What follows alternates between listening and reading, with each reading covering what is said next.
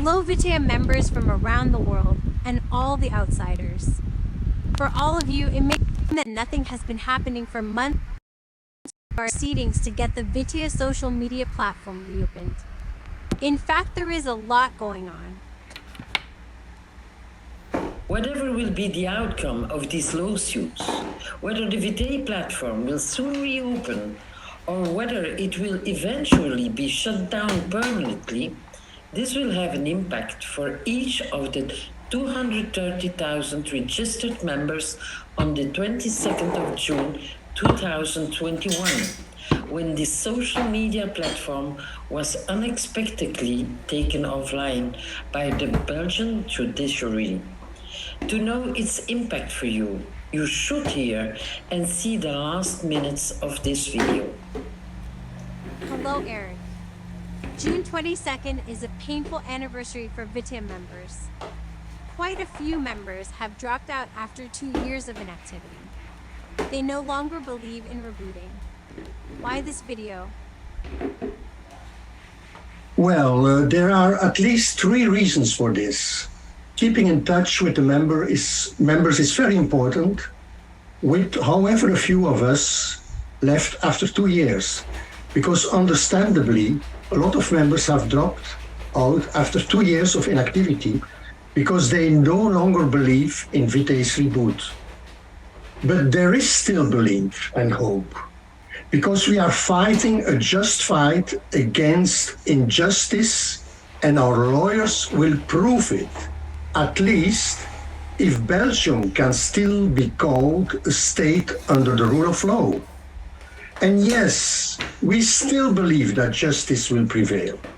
We keep this belief by maintaining these regular meetings with the community, because VITAE will raise again. Second reason, for an update on the ongoing court cases to reopen the VITAE platform. And third, you may also be wondering how much the call to action appeal at the beginning of this year raised to settle our outstanding debts to the law firm Elegis. Let's start with what is today the state of play of the ongoing juridical proceedings. Well, currently, throughout the month of June, several legal proceedings are going on behalf of the lawyers, of the founders, Mendy and Schrage, and of the company VITAE AG. We at member organization wearevitae.org, which has approximately 20,000 subscribers, are not directly involved in the lawsuits concerning the company and the owners, Mendy and Schrage, because we are not a civil party. We did not register as victims because we feel very strongly that we aren't victim, at least not with VITAE causing damages. Wearevitae.org are members who have started lawsuits with lawyer Hans van der Waal of the law firm Elegis against the Belgian state to recover our VITAE tokens. And if that would not be possible, at the end of the proceedings, to be compensated for our losses, which are the direct result from the intervention by the Belgian state. We are not a civil party because we have not been accused of participating in a so-called criminal organization, which was the allegation against the management of VITAE AG when the VITAE platform was taken offline on June the 22nd of 2021. Without clear evidence for those allegations.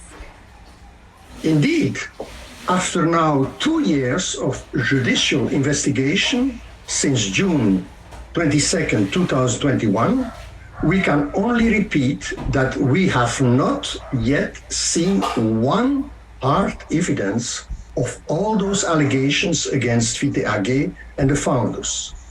To this day, we have not seen the beginning of evidence of the serious accusations of Ponzi and pyramid in short, that VITAE was a criminal organization. We at wearevitae.org remain indirectly informed of the lawsuits by VITAE thanks to people that we know in legal circles. We call them whistleblowers, who also find what is happening here in this case very questionable. Members hope that Mendy would be able to speak in person today to talk to the community, but his lawyers have again advised against it. Yeah, unfortunately, yes. The reason is that we are now in a very crucial phase because of the ongoing court cases. Without knowing the content of these lawsuits, we are hearing from several sources that all the lawyers are determined to go to the end and that they are optimistic about the outcome. But why can't Mendy or one of the lawyers communicate with the community? Yeah, this is not easy to understand for those who are not directly involved in those lawsuits. But the lawyers do not want to take any risk that public statements would be misused and backfire. In this crucial phase, they do not want to give the prosecutor and the investigating judge any chance by misusing even one word from a public statement by Mendy in a new legal battle. You should understand that the few times Mendy did speak in a Zoom or video, some of the people took screenshots and posted those images on Facebook with their own comments.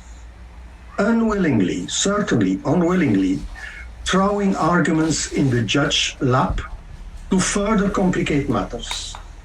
The lawyers absolutely want to avoid this, because I repeat, we are now in a crucial phase. We must have some patience and above all, understanding for the situation and confidence in the strength of our lawyers.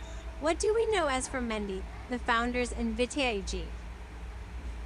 Well, it's a long story, but I will keep it short because you can find all the details on our website, www.wearevitae.org. But first, what we know is that, to our knowledge, no complaint had been filed by members of VITAE against the company or its founders. Secondly, that the VITAE platform was taken offline on the 22nd of June 2021 following a complaint by an officer of the Federal Judicial Police, and that as a result of this, the investigating judge has launched an investigation which continues to this day. Third, that the same day, while the suspects were being interrogated, for the first time, a popular Flemish newspaper already published details on its website. Can you imagine? Details from a secret investigation. Fourth, that the police officer referred suspect so-called victims of VITAE to his brother's law firm. That law firm apparently hoped to be able to do a good business by asking so-called victims of VITAE a fee of €220 and 20% on the amounts recovered. This looks very much like a conflict of interest, of course. And the fifth, when a police officer files a complaint with the investigating judge, the judge has no choice but to start an investigation. And once that train is rolling, there is no stopping it, unless by attorneys for the defendants. And that's exactly what's going on now. What about the lawsuits of wearevitae.org by Master Hans van de Walle-Velikis? Well, you know that Elegis has initiated two simultaneous proceedings. One in Antwerp called Article 61 Quarter and one in Brussels. Now, on February 9, of this year, 2023, the Court of Appeals in Antwerp denied our request to reopen the VITAE platform and grant us access to our accounts and tokens. Basically, the reasoning was that the court says it could, I stress, could be that the platform contains a risk that a possible, I emphasize again, a possible criminal activity is continued or resumed. Elegis continues to deposit new requests by the 20,000 subscribers to get the platform reopened. Concerning the court proceedings in Brussels to hold the Belgian state responsible for all the losses suffered due to the freezing of the platform in June 2021, well, once the criminal case against VITAE AG and its founders is over, and the suspects are acquitted or condemned, the claim for compensation can be further pursued. But it was important to have it initiated immediately. However, our lawyer clarified that, suppose, if in the end it turned out that the VITAE system was indeed a big fraud, that would mean the Belgian authorities have allowed people to join for over a year when the investigating was already pending, instead of shutting down the system at that time. Therefore, allowing the damages for the people to increase greatly and incurring the Belgian state's liability. Only if they can reimburse each victim, they could escape that liability, but that seems impossible. Other supposition, if VITAE was not a fraud, of which we are still convinced until proven otherwise, this means the freezing order was totally out of line. We still haven't seen solid evidence showing that VITAE was a fraud.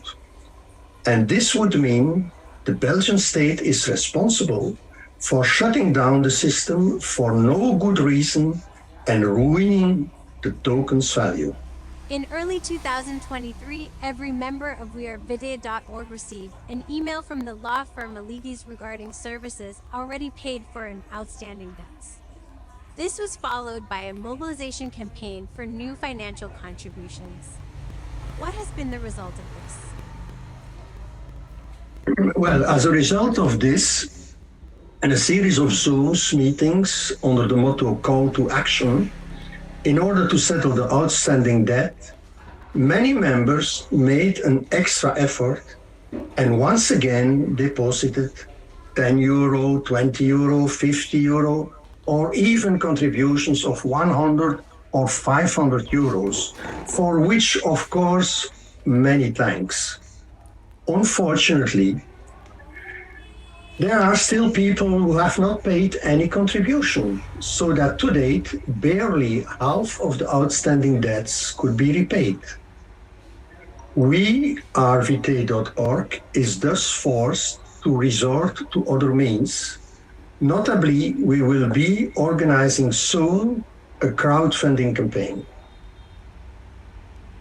But why didn't you start crowdfunding earlier? Well, you have to know, already in the first month after the creation of wearevitae.org, meaning in August 2021, we contacted several crowdfunding organizations in Belgium and abroad. Unfortunately, they systematically refused to cooperate with us, arguing that it was not possible as long as we were involved in a court case. However, this was a misunderstanding, as we are not involved in a lawsuit, since we as members are not accused of being members of a so-called criminal organization. We only wanted to raise money to finance our lawsuits against the Belgian Justice Department, but none of the 6 organizations contacted wanted to hear about it. Consequently, we then asked each of the 20,000 registered members to pay a modest amount of barely €10, assuming, in retrospect, very naively, that if each paid €10, we would have ample ammunition with a war chest of €200,000. €200,000. Because a number of people did sign up for the lawsuit by Elegis but did not pay a penny, we once again started looking for a partner to start a crowdfunding. And fortunately, this time we have the British organization, Charity, with a D, Charity, willing to partner with us. You can go to the website www.charity.com. When will the crowdfunding start? Well, in order to launch the crowdfunding, VITAE.org has set up a non-profit organization this month, now in June 2023, under the name Justice for the Members of VITAE, thus JuVME, VZW. A non-profit organization, or VZW in Dutch, under Belgian law. JuVME, VZW, or VZW, has been established and holds the register number 0802.770.020. That's it. And Charity will assist JuVME, so the non-profit organization, with a creative team of campaign managers and consultants who will guide, strategize, and keep us on track until campaign day. This means that the entire amount of funds raised will be paid in full to the non-profit organization, Justice for the Members of VITAE, for the sole purpose of settling outstanding debts with Elegis and financing, of course, future legal proceedings. The advantage of crowdfunding is that the fundraising is run by professionals and transparency is 100% guaranteed. Indeed, the deposited amounts will appear immediately on the website. Because of the summer holidays, the crowdfunding will start in September 2023. Members will be briefed in detail about this soon, about how it works, what is the intention, and so on and so on. At the beginning of this video, it was said that at the end, you would be made clear what the consequences might be for each of VITAE's 230,000 members worldwide. Let us clarify which are the concrete benefits for you joining our lawsuits by Master Hans van der Wal from the law firm Elegis. VITAE members who have registered at Elegis law firm with their ID card and paid a contribution at the reopening of the platform, they will, if the case against the Belgian state is won, they will receive their VITAE tokens back as recorded on the platform on the 22nd of June 2021. They will receive compensation from the Belgian state for the losses incurred in the period from 22nd of June 2021 to the day of the reopening of the platform. The losses will be calculated individually on case-by-case basis by the financial experts hired by Elegis. Members who have not registered with Elegis law firm, in case the platform will reopen, they will receive their VITAE tokens as recorded on the platform on the 22nd of June 2021, if the case against the Belgian state is won, but they will not receive any compensation from the Belgian state. members registered with Elegis and who paid their contribution, in case VITAE platform will not reopen at the final closure, they will receive compensation from the Belgian state if the case against the Belgian state is won. The compensation from the Belgian state for the value of VITAE tokens lost by them during the period from June 22nd, 2021, and the losses will be calculated individually on case-by-case basis by financial experts hired by Elegis. Members registered with Elegis will receive additional compensation from the Belgian state for the value of the VITAE tokens lost by them during the period from 22nd of June 2021 until the decision that the VITAE platform does not restart. Losses will be calculated individually on case-by-case basis by financial experts hired by Elegis. Again, if the case against the Belgian state is won. Now, for members who did not register with the law firm Elegis, when finally it appears that VITAE will not reopen or restart, of course, they will receive nothing, no compensation at all, unless they start and pay judicial procedure by themselves.